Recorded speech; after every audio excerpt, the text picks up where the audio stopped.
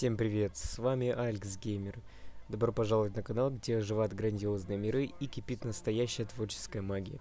Сегодня я хочу раз и навсегда снять все маски, открыть перед вами душу и рассказать полную неприкрытую историю создания главного лица моего канала, моего Лиса.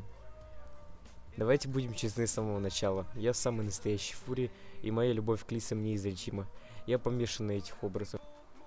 Мой любимый цвет оранжевый, но я обожаю взрывать его сочными акцентами с фиолетовых и салатовых оттенков. А эта синяя челка, это отдельная история, скажем так, этот элемент стиля я когда-то подсмотрел в одном очень специфическом взрослом фури комиксе. Образ показался мне настолько мощным и притягательным, что я забрал его себе как визитную карточку. Кстати, само имя Айлекс появилось далеко не сразу. Еще в 2024 году я придумал имя Эйфикс для главного злодея в своей собственной вселенной.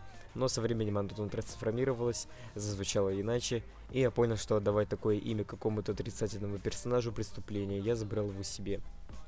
Но давайте вернемся к хронологии того, как этот образ пробивался сквозь полигоны в реальный мир.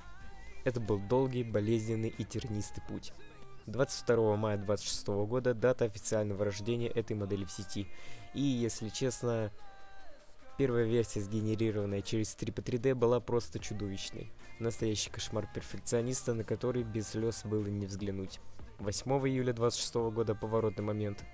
На канале выходит новый шортс, где модель выглядит уже совсем по-другому. Да, ее база тоже зарождалась через нейросеть, но с того самого дня я настолько яростно перелопачивал, дорабатывал и пересобирал каждую деталь вручную в блендер, что называть мое творение просто продуктом ИИ – это колоссальная ошибка. Это глубокая ручная работа и авторский эксклюзив. А дальше наступило 10 июля 2026 года. И это самый тяжелый день в истории канала. В тот день меня накрыл адский синдром самозванца. Я смотрел на топовых блогеров, смотрел на шедевры Pixar и просто ревел.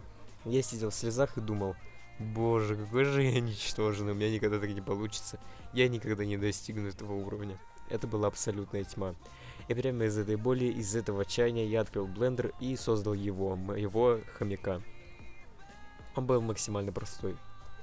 Геометрически он абсолютно низкополиагональный, всего пара простых форм, но я вложил в него душу и засыпал его густым мехом. В нем тоже огромное количество волос, как и в Лисе.